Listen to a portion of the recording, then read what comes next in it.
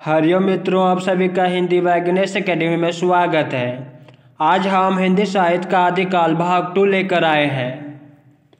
यह एक short notes है। यह सभी परीक्षाओं के लिए अति उपयोगी है। यूजीसी नेट, पीजीटी, टीजीटी एवं अन्य किसी भी स्टेट में कोई भी परीक्षा हो, चाहे स्टेट लेवल का हो चाहे सेंट्रल लेवल का, सभी परीक्षाओं के लिए अति महत्वपूर्ण शॉर्ट नोट्स है। आज हम आमिर खुसरो से स्टार्ट करेंगे। आमिर खुसरो का समय है 1255 से 1324 ईस्वी। आमिर खुसरो का जन्म 1355 ईस्वी। मित्रों, अगर हमें ईस्वी से विक्रम संवत में कन्वर्ट करना है तो इसे हम +57 कर देंगे तो यह विक्रम संवत में कन्वर्ट हो जाएगा। इसलिए दोनों में से किसी एक को याद रखिए। अगर विक्रम संवत में आपको याद है तो आपको उसमें 57 को माइनस करना है। इस तरह से आपका ईस्वी में निकल कर आ जाएगा। आमिर खुसरो का जन्म 1255 ईस्वी, मृत्यु 1324 ईस्वी। जन्म स्थान पटियाली, जिला एटा, मूल नाम अबुल हसन है। आमिर खुसरो का उपाधि खुसरो सुखान। यह उपाधि मात्र 12 वर्ष के अल्पायु में बुजुर्ग विद्वान ख्वाजा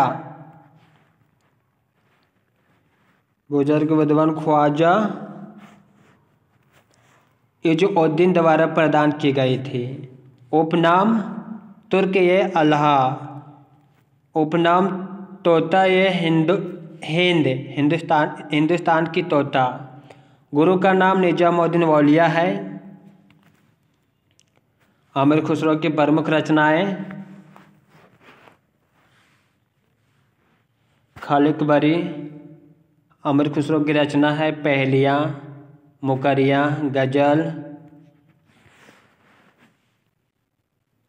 दो सुखन, नो सिपहर, नजरान ए हिंद, हालात ए कन्हैया। ये सभी आमिर खुसरो की प्रमुख रचना है। विशेष तथ्य है, इसका विशेष तथ्य अब आप देखते हैं।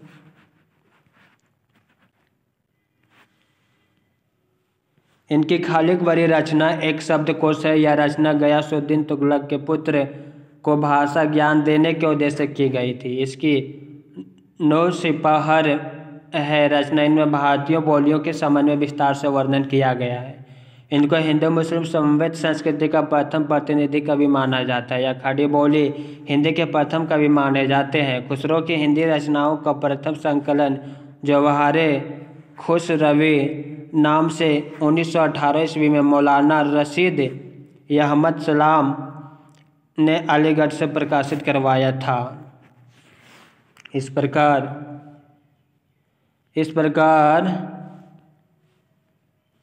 द्वितीय संकलन 1922 ईस्वी में ब्रजरत्न दास ने नागरिक पंचानी सभा काशी के माध्यम से खुसरो की हिंदी कविता नाम से करवाया।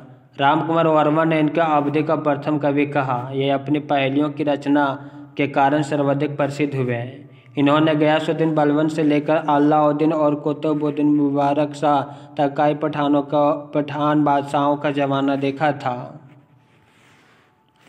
आमिर खुसरो आदिकाल में मनोरंजनपूर्ण साहित्य लिखने वाले प्रमुख कवि माने जाते हैं। अगला कवि है विद्यापति। विद्यापति का समय है 1350 से 1450 ईस्वी।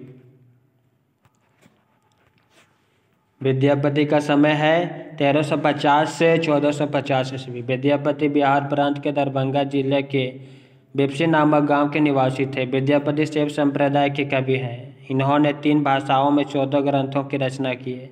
संस्कृत भाषा में शैव सर्वस्व सार, गंगा वाक्यवली,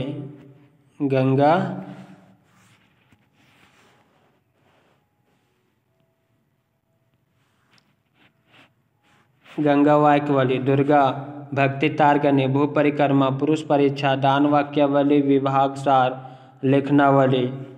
विद्यापति की अवध भाषा का ग्रंथ कीर्तिलता, कीर्ति पताका। मैथिली भाषा का ग्रंथ विद्यापति पदावली, गोरक्षा विजय। ये सभी नाटक है। बच्चन सिंह ने विद्यापति को जातीय कवि कहा। हजारी प्रसाद द्विवेदी ने विद्यापति को श्रृंगार रस के सिद्धवाहक कहा। विद्यापति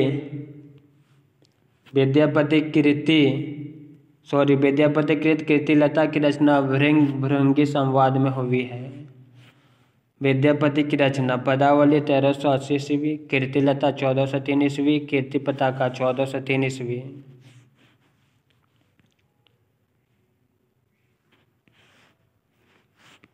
विद्यापति की रचना, इनकी पदावली रचना मैथिली भाषा तथा कीर्तिलता एवं कीर्ति पताका में अवध भाषा का प्रयोग हुआ है। मैथिली भाषा में सरस काव्य रचना करने के कारण इनको मैथिली कोकिल भी कहा जाता है। इनको अभिनव जयदेव भी कहा जाता है। इनको नव कवि शेखर भी कहा जाता है। यह तिरहुत के राजा शिव सिंह दरबारी कवि हैं। ये सब मत अनुयायी माने जाते हैं। कीर्तिलता पुस्तक में तिरहुत के राजा कीर्ति सिंह की वीरता, उदारता, गुणग्राहकता आदि का वर्णन है। कीर्तिलता रचना में जौनपुर राज्य का रोचक वर्णन है। कीर्ति पताका पुस्तक में राजा शिव सिंह की वीरता के उदारता एवं गुणग्राहिता का वर्णन है। हिंदी में कृष्ण को काव्य विषय बनाने का श्रेय विद्यापति को ही दिया जाता है। हजारी प्रसाद द्विवेदी ने कीर्तिलता रचना को भृंग भृंगी संवाद कहा। रामचंद्र शुक्ल ने विद्यापति को शुद्ध श्रृंगारी कवि माना है।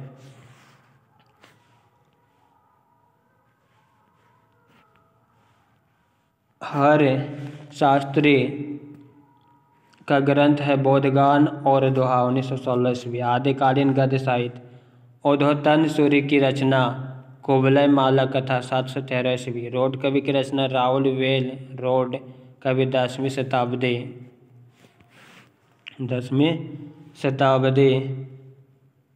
यह रचना सर्वप्रथम शिलाओं पर रची गई थी। मुंबई प्रिंस ऑफ वेल्स संग्रहालय से इसका पाठ उपलब्ध करवाकर प्रकाशित करवाया गया था। यह हिंदी साहित्य की प्राचीनतम गद्य पद्य मिश्रित चंपू कवि मानी जाती है।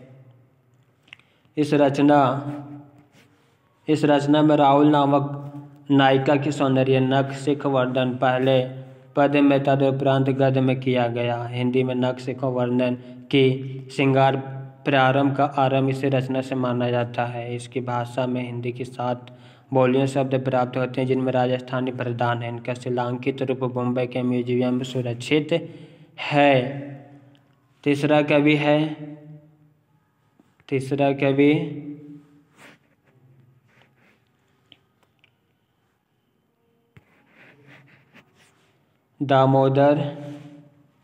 पंडित दामोदर शर्मा। इसकी रचना है उक्ति व्यक्ति प्राकरण 12वीं सदी। व्याकरण के गद्य पद्य रचित महत्वपूर्ण पुस्तक है। पंडित दामोदर शर्मा महाराज गोविंद चंद्र के सभा पंडित थे। समय 1154 ईस्वी। इसकी रचना बनारस और उसके आसपास के प्रदेशों की संस्कृति और भाषा का प्रकाश डाला गया है। इस रचना को पढ़ने से यह मालूम चलता है कि उस समय गद्य पद्य दोनों कवि में तत्सम शब्दावली का प्रयोग बढ़ने लगा है एवं व्याकरण पर भी ध्यान दिया जाने लगा था। चौथा कवि है ज्योतिश्वर ठाकुर। इसकी रचना वर्ण रत्ना का 14वीं सदी है। रचना काल 14वीं शताब्दी। आचार्य द्विवेदी के अनुसार ज्योतिश्वर ठाकुर मैथिली भाषा के कवि हैं।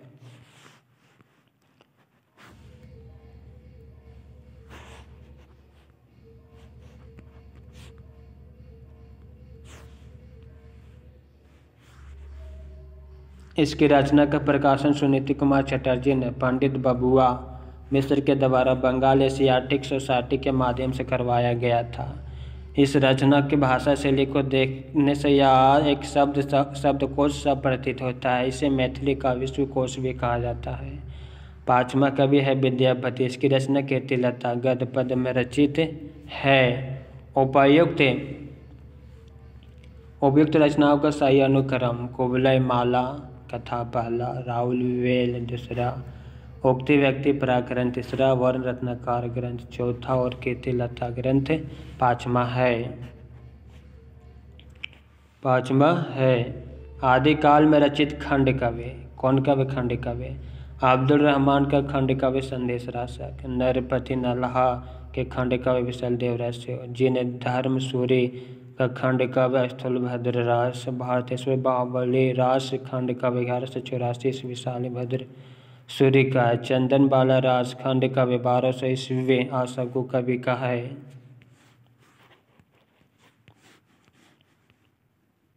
हिंदी का प्रथम कवि राम कुमार वर्मा के अनुसार हिंदी का प्रथम कवि स्वयंभू 693। राहुल संस्कृतियान के अनुसार हिंदी का प्रथम कवि सरहप्पा 769 ईस्वी। शिव सिंह सेंगर के अनुसार हिंदी का प्रथम कवि पुष्पदंत या पूर्ण 10वीं शताब्दी। चंद्रधर शर्मा गुलेरी के अनुसार हिंदी का प्रथम कवि राजा मुंज 993 ईस्वी। रामचंद्र शुक्ल के अनुसार हिंदी का प्रथम कवि राजा मुंज व भोज 993 ईस्वी। गणपति चंद्रगुप्त का हिंदी का प्रथम कवि शालिभद्र सूर्य को माना 1184 ईस्वी।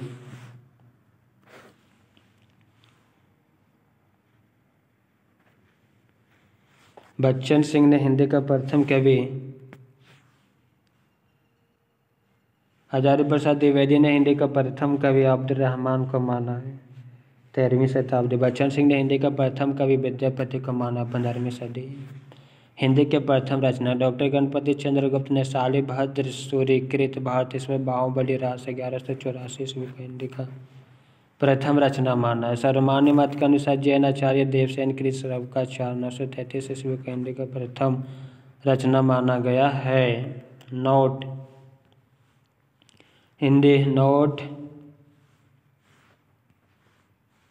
हिंदी का पहला काव्य ग्रंथ देवसेन कृत श्रवकाचार्य 933 ईस्वी। डॉक्टर नागेंद्र के अनुसार हिंदी का पहला काव्य ग्रंथ है। हिंदी का प्रथम महाकाव्य पृथ्वीराज रसो है, इसका लेखक चंद्रवरदायी है। हिंदी का प्रथम महाकवि चंद्रवरदायी। जैन परंपरा का प्रथम ग्रंथ शालिभद्र सूर्यकृत भारत ईश्वर बाहुबली रास 1184 ईस्वी। आचार्य हजारी प्रसाद द्विवेदी के अनुसार आमिर का विकृत रूप है। चंद्रधर शर्मा गुलेरी नामवंश को पुरानी हिंदी का कीर्ति पताका की भाषा स्वयं विद्यापति ने अवहट कहा है। इम्पोर्टेंट क्वेश्चन, भाषा का सही अनुक्रम पहला संस्कृत, दूसरा पाली, तीसरा प्राकृत, चौथा अपभ्रंश, पांचवा अवहट और छठा हिंदी। संस्कृत, पाली, प्राकृत, अपभ्रंश, अवहट, हिंदी। आचार्य शुक्ल के अनुसार नवनाथ का क्रम इस प्रकार है। पहला अर्जुन सिंह नागार्जुन, दूसरा जड़ भारत, तीसरा हरिश्चंद्र, चौथा सत्यनाथ, पांचवा भीमनाथ, छठा गोरक्षा नाथ, सातवां चरपट नाथ, आठवां जलंधर नाथ, नौवां मलय अर्जुन। वज्रायन सिद्धों की सूची आचार्य हजारी प्रसाद द्विवेदी के अनुसार पहला सरहप्पा, दूसरा सबरप्पा, तीसरा भूसुप्पा, चौथा लोईप्पा, बिरुप्पा, डोंबिप्पा, दरिकप्पा, गंडरिप्पा, कुकरिप्पा, कमरिप्पा, कुनहप्पा, गोरछप्पा, तिलोप्पा और शांतिप्पा। सहज आयन सिद्धों की सूची में आचार्य रामचंद्र शुक्ल के अनुसार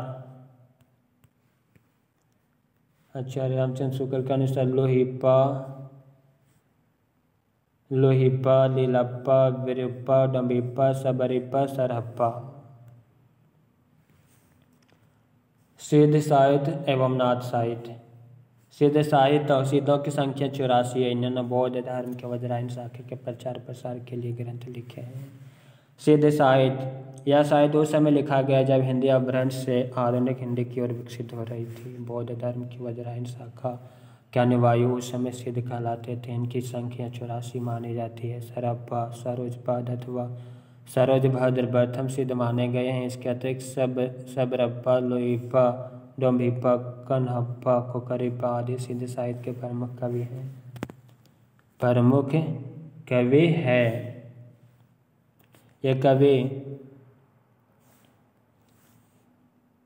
ये कवि अपनी वाणी का प्रचार जन भाषा में करते थे। उनकी सहजिया प्रवृत्ति मनुष्य की स्वाभाविक वृत्ति को केंद्र में रखकर निर्धारित की गई थी। इस प्रवृत्ति ने एक प्रकार की स्वच्छंदता को जन्म दिया, जिसकी प्रक्रिया में नाथ संप्रदाय शुरू हुई। विशेष ये बौद्ध धर्म के वज्रायन तत्व का प्रसार करने के लिए जो साहित्य देश भाषा या जनभाषा में लिखा गया वह सिद्ध साहित्य कहलाता है। सिद्ध साहित्य बिहार से लेकर असम तक फैला था। राहुल संस्कृतिया ने 84 सिद्धों के नाम का उल्लेख किया है, जिनमें सरहप्पा सिद्ध सरहप्पा या साहित्य का आरंभ होता है। बिहार के नालंदा एवं तक्षशिला विद्यापीठ के मुख्य अड्डे माने जाते हैं। बाद में यह बहुत देश चले गए हैं। इनकी रचनाओं का एक संग्रह महाउपाध्याय हरि प्रसाद शास्त्री ने बांग्ला भाषा में बोधगान और दोहा नाम से निकाला।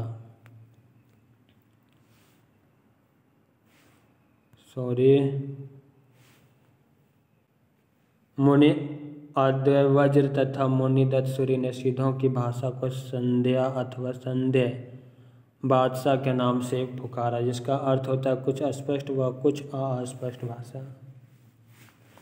सिद्धों की भाषा में उलटभाषी शैली का पूर्वरूप देखने को मिलता है। हजारी प्रसाद द्विवेदी ने सिद्ध साहित्य की प्रशंसा करते हुए लिखा है जो जनता तत्कालिक नरेशों की स्वेच्छाचारिता, पराजय या पतन से त्रास्त होकर निराश से गर्त में गिरी हुई, उनके लिए इन सिद्धों की वाणी में संजीवनी बेटों का कार्य किया। साधना अवस्था से निकली सिद्धों की वाणी चार्य गीत कहलाती है। इस साहित्य में तंत्र साधना पर अधिक बल दिया गया है। सिद्ध साहित्य की प्रमुख विशेषता है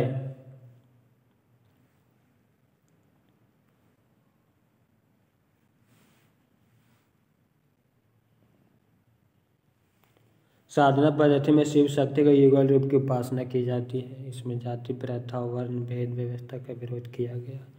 इस साहित्य में ब्राह्मण धर्म और वैदिक धर्म का खंडन किया गया। सिद्धों ने 5 मकर की दुष्प्रवृत्ति देखने को मिलती है, यथा मांस, मछली, मदिरा, मैथुन। सिद्ध साहित्य को मुख्यतः निम्न 3 श्रेणियों में विभाजित किया गया है। नीति या आचार संहिता संबंधित,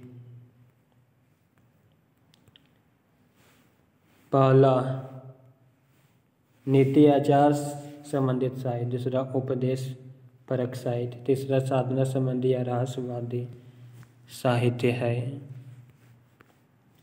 सरहप्पा 769 ईस्वी दोहा कोश है। सरहप्पा का समय 769 ईस्वी, इसकी रचना दोहा कोश। सरहप्पा को हिंदी का प्रथम कवि माना जाता है। सरहप्पा को सरोज, वज्र, राहुल, भद्र आदि नामों से भी जाना जाता है। हिंदी में सर्वप्रथम चौपाई और दोहा पद्धति का प्रयोग इन्हीं की रचनाओं में मिलता है। बच्चन सिंह ने लिखा, आक्रोश की भाषा का पहला प्रयोग सरहप्पा में ही दिखाई देता है। प्रमुख सिद्ध एवं उनकी रचनाएं। सरहप्पा का समय 769 ईस्वी। सरहप्पा की रचना दोहा घोष, उपदेश गीत ग्रंथ, द्वादश उपदेश ग्रंथ, डाकनी गुह्या वज्र गीति ग्रंथ, चार्य गीत ग्रंथ, चित्तकोश ग्रंथ, अजवज्र गीति ग्रंथ, इनके कुल 32 ग्रंथ हैं। सरहप्पा का समय 780 ईस्वी। इसका ग्रंथ है चार्य पद ग्रंथ, सिद्ध कुरु ग्रंथ, वज्र योगिनी ग्रंथ, आराधना विधि ग्रंथ। तीसरा कवि है भूसुकप्पा कवि, इसका समय 9वीं सदी है। लोईपा का समय 830 ईस्वी। सरहप्पा के शिष्य हैं। अभिसमय विभंग ग्रंथ, तत्व स्वभाव दोहा कोश ग्रंथ, बोध उदय ग्रंथ, भागवत समय ग्रंथ, लोईपा गीतिका ग्रंथ। 5वां कवि विरूपा, इसका समय 9वीं सदी। 6ठा कवि डोंबिप्पा, इसका समय 840 ईस्वी।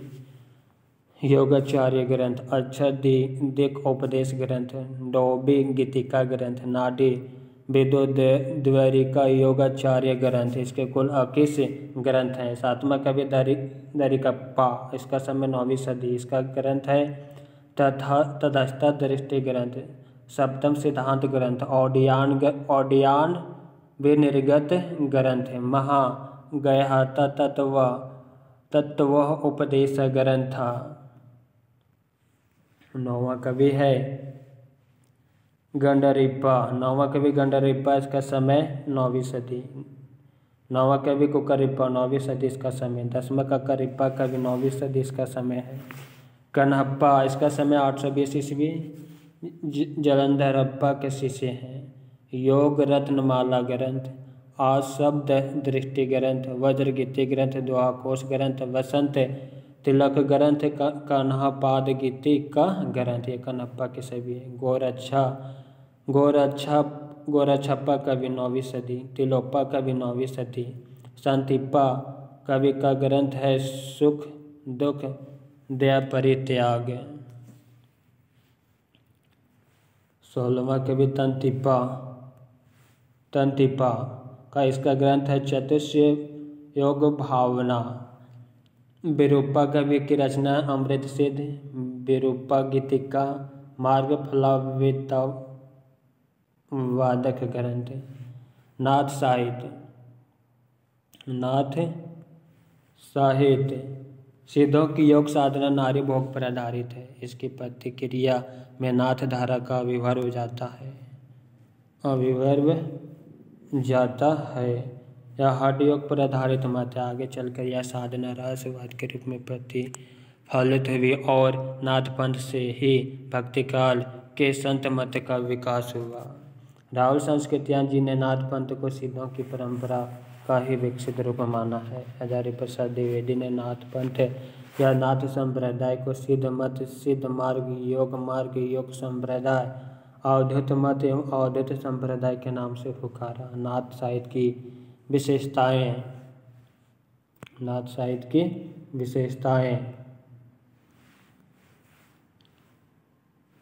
इस साहित्य में नारी निंदा का सर्वाधिक उल्लेख प्राप्त होता है। इसमें ज्ञान निष्ठा को पर्याप्त महत्व प्रदान किया गया है। इसमें मनोविकारों की निंदा की गई है। इसमें सिद्ध साहित्य के भोग विलास की भर्त्सना की गई है। इस साहित्य में गुरु को विशेष महत्व प्रदान किया गया। इस साहित्य में हठ योग का उपदेश दिया गया है।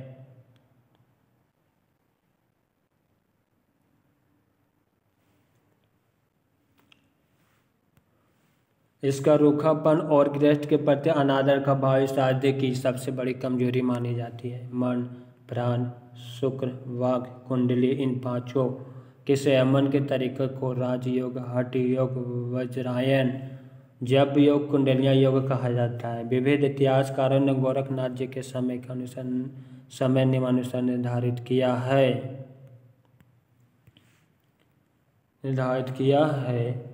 राहुल संस्कृतियान ने गोरखनाथ का समय 845 ईस्वी माना। हजारी प्रसाद द्विवेदी ने गोरखनाथ का समय 9वीं शताब्दी माना है। डॉक्टर पीतम्बर दत्त थावल ने गोरखनाथ का समय 11वीं शताब्दी माना है। रामकुमार वर्मा ने गोरखनाथ का समय 13वीं शताब्दी माना है। रामचंद्र शुक्ल ने गोरखनाथ का समय 13वीं शताब्दी माना है।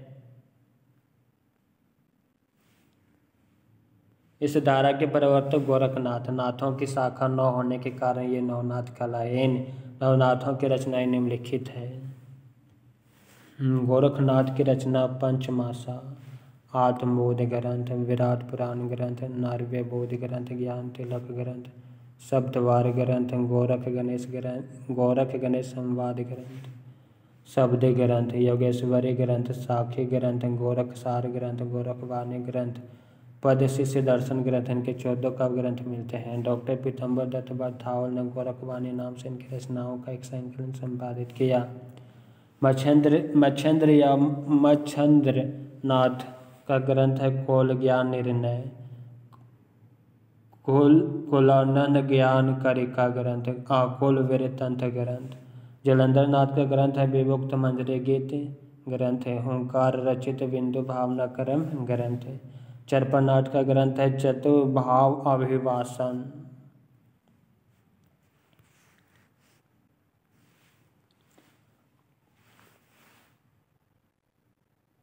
गोपीनाथ का ग्रंथ है शबदी।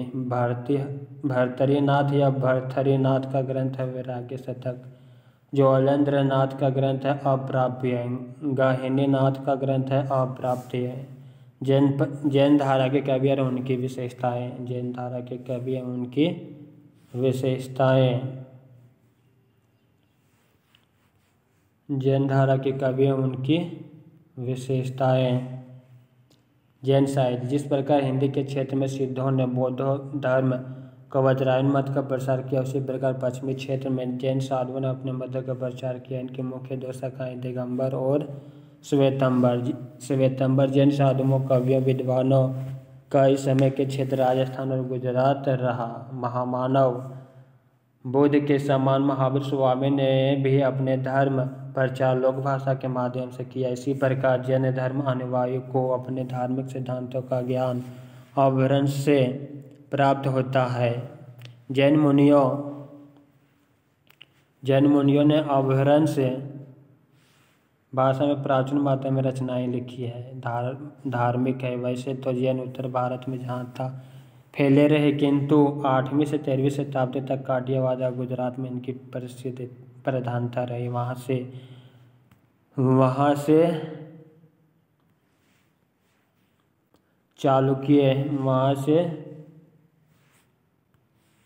चालुक्य, राष्ट्रकूट और सोलंकी राजाओं का इन पर पर्याप्त प्रभाव रहा। महावीर स्वामी का जैन धर्म हिंदू धर्म के अधिक समीप है। जैनों के यहाँ की परमात्मा तो है, पर वह सृष्टि का नियामक न होकर चित्त और आनंद का स्रोत है। उनका संसार से कोई संबंध नहीं है।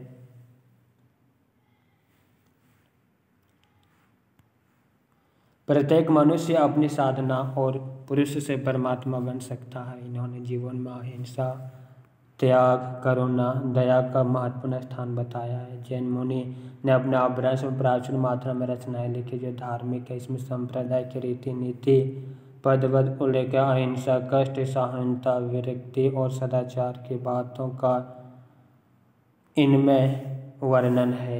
जैन साहित्य में पुराण साहित्य, चरित्र कवि, कथा कवि एवं रहस्यवादी कवि भी लिखे गए हैं। पुराण संबंधी आख्यानों के रचयिताओं में स्वयंभू, पुष्पदंत, हरिभद्र सूरि, विनय चंद्र सूरि, धनपाल, जोयंदु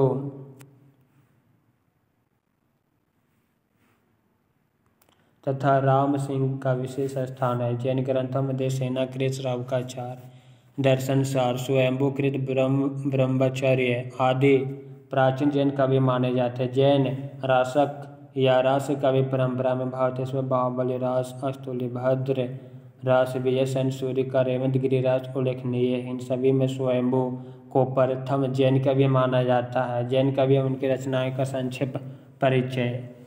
श्रवकाचार ग्रंथ देवसेना की है।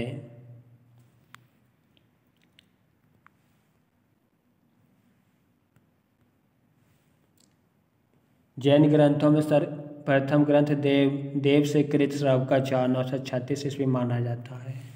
देवसेना एक अच्छे कवि हैं तथा उच्च कोटि के विद्वान। इनका अपभ्रंश का एक कवि मिलता है। हिंदी के अन्य रचनाओं में लघु चक्र और दर्शन सार, श्रवकाचार में 250 दोहे हैं। उसमें श्रावक धर्म का प्रतिपादन किया गया। इसमें गृहस्थ धर्म का विस्तार से विवेचन मिलता है। इसकी रचना दोहा छंद में है। भारतेश्वर बाहुबली रास शालिभद्र सूरि का ग्रंथ है। इसकी रचना 1114 ईस्वी में शालिभद्र सूरि ने की थी। यह अपने समय के प्रसिद्ध जैन कवि, आचार्य तथा अच्छे कवि थे। इनकी ग्रंथ में भारतेश्वर तथा बाहुबली के चरित्र का वर्णन किया गया। भरत आयु में बड़े थे और अधिक पराक्रमी थे। वह अयोध्या के राजा बनाए गए थे और बाहुबली को तक्षशिला का राज्य मिल गया था। कवि ने इन दोनों राजाओं की वीरता, युद्धों का विस्तार वर्णन किया और हिंसा और वीरता के पश्चात विरक्त और मोक्ष का भाव प्रतिपादित किए गए। वीर और श्रृंगार रसों का निर्वेद में अंत हुआ। 250 शब्दों में रचित यह एक सुंदर खंड काव्य है। इसकी भाषा में नाटकीयता, उक्ति, वैचित्र्य तथा रचनात्मकता के सर्वत्र दर्शन होते हैं। आगे की रास या रचनाओं में इस ग्रंथ में अनेक रूपों से प्रभावित किया है। अलीजीन विजय के इस ग्रंथों में जैन साहित्य के रास परंपरा का प्रथम ग्रंथ माना जाता है। चंदन बाला रास ग्रंथ आसागु कवि की है। चंदन बाला रास ग्रंथ आसागु कवि की है। यह 35 छंदों का एक लघु काव्य है जिसकी रचना 1280 ईस्वी के लगभग अवसगुण नामक कवि ने मालवा में की थी। इसकी कथा नई तथा चंदन बाला चंपा नगरी के राजा पर एक बार कौशाम्बी का राजा सत्यमिक ने चंपा नगरी पर आक्रमण किया था। सेनापति ने चंदन बाला का अपहरण किया और उसे एक सेठ को बेच दिया। सेठ की स्त्री ने उसे बहुत कष्ट दिया। चंदन बाला अपने सतीत्व पर अटल रही और दुख सहन करते हुए महावीर से दीक्षा लेकर मोक्ष की प्राप्ति की। इस प्रकार लघु कथा पर आधारित यह जैन रचना करुण रस से भरी है। चौथा स्थूल भद्र रास ग्रंथ किसकी है? जिन दत्त सूर्य की है। जिन धर्म सूर्य का ग्रंथ है। स्थूल भद्र रास ग्रंथ जिन धर्म सूर्य का है। 1209 ईस्वी में रचित इस कवि जिन धर्म सूर्य है। स्थूल भद्र और कौशल के अन्य रचनाएं भी मिलती है, किंतु इन सभी रचनाओं में उनका प्रत्यक्ष संबंध नहीं है। कौशल के बाद भौगोलिक स्थान पर आने वाले स्थूल भद्र को जैन धर्म की दीक्षा देने के बाद मोक्ष का अधिकारी माना गया। इसकी भाषा का मूल रूप हिंदी, इस पर अपभ्रंश भाषा के भी प्रभाव देखने को मिलता है। पांचवा रेवंत गिरिरास ग्रंथ विजय सेन सूर्य का है। यह विजय सेन सूर्य की कवि रचना है। 1231 में लिखी गई रचना जैन तीर्थकार का महत्व प्रतिपादित किया गया है।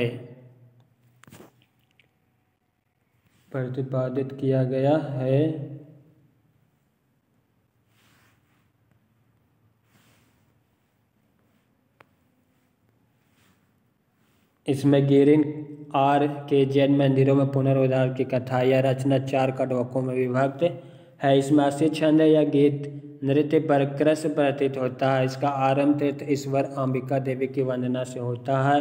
यह रचना शशि के रूप में खेलने योग्य है। नेमिनाथ रास सुमतिगण। इस कवि रचना सुमतिगण ने 1231 में की थी। 58 छंदों की इस रचना में कवि ने नेमिनाथ का चरित्र सरल शैली में प्रस्तुत किया है। नेमिनाथ की भाषा अपभ्रंश से प्रभावित राजस्थानी हिंदी है। जैन साहित्य के अंतर्गत यह उल्लेखनीय है। जैन साहित्य की विशेषता: पहला, जैन धर्म में अधिक महत्व समग्र दर्शन, समग्र ज्ञान, समग्र चरित्र पर दिया गया है। दूसरा, उपदेश मूलकता। यह जैन साहित्य की प्रमुख प्रवृत्ति है जिसके मूल में धर्म के प्रति दृढ़ आस्था और उसका प्रसार है। इसके लिए जैन कवियों ने दैनंदिन जीवन की घटनाएं, आध्यात्मिक तत्व, चरित्र, नायक पुरुष व का आदर्श और तपस्वियों का पात्रों के जीवन का वर्णन किया है। तीसरा, तत्कालीन स्थितियों का अर्थात चित्रण।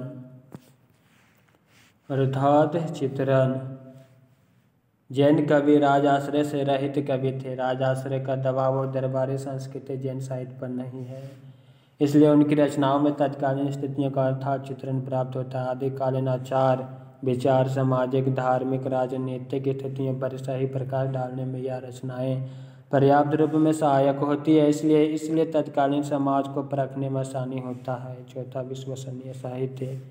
जैन साहित्य आदिकालीन अन्य साहित्य की अपेक्षा अधिक विश्वसनीय माना जाता है। सिद्ध साहित्य, नाथ साहित्य रचनाएं अधिकांश 17वीं शताब्दी की मासिक होती है, किंतु 11वीं से 15वीं शताब्दी तक बोलियों या प्रांतीय भाषा में लिखा हुआ यह साहित्य अनेक हस्तलिखित प्रतियों में सुरक्षित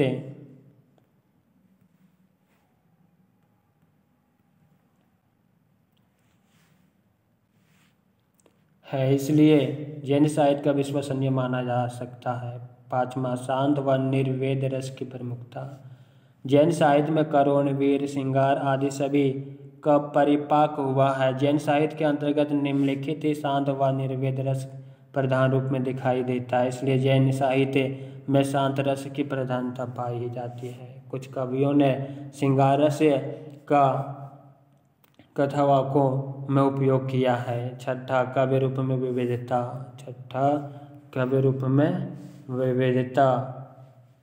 काव्य के क्षेत्र में जैन साहित्य विविध रूपों में संपन्न है, लेकिन प्रमुख रूप से 2 रूप मिलते हैं। एक प्रबंध दूसरा मुक्तक, जिसमें अपभ्रंश साहित्य की वृद्धि हुई है। इसके साथ इसमें रास, फागु, छपैया, प्रबंध, गाथा, गीत, महात्मा, स्फूर्ति, उत्साह आदि प्रकार पाए जाते हैं। सातवां, लोक भाषा की प्रतिष्ठा।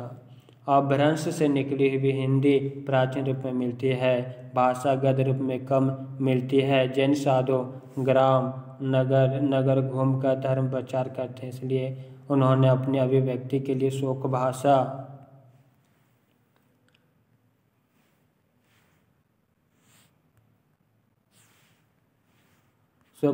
का प्रयोग किया था और उसे प्रतिष्ठा प्रदान की। आठवां, गद्य की प्राचीनतम रचनाओं का साहित्य अनेक पद्य रचनाओं के साथ गद्य रचना जैन कवि ने की हुई दिखाई देती है। अर्चना, अलंकार, बाल शिक्षा, बाल बोध, कल्याण उपदेश आदि अनेक रचनाएं जैन लेखकों की उपलब्धि है। पद्य के साथ सदगद्य कवि को जन्म देने का श्रेय भी आदिकाल के हिंदी जैन साहित्य को है। नौवां, लौकिक और अलौकिक का आंतरिक परिचय।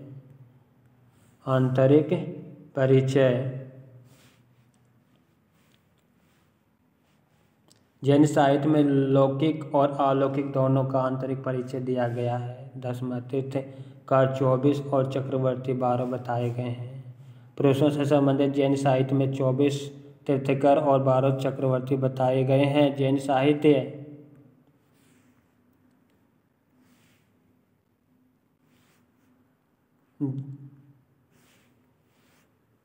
साहित्य में प्रेम कथा की अनेक रचनाएं हुई है। लौकिक और अलौकिक के अनेक संकेत इन रचनाओं में मिलते हैं। दार्शनिक पक्ष पूर्ण रूप से तर्क पर आधारित है। मुख्यतः 7 तत्वों की बात की गई है: जीव, अजीव, वास्तव, कर्म, बंधन, संवार, निजरा और मिथ्या।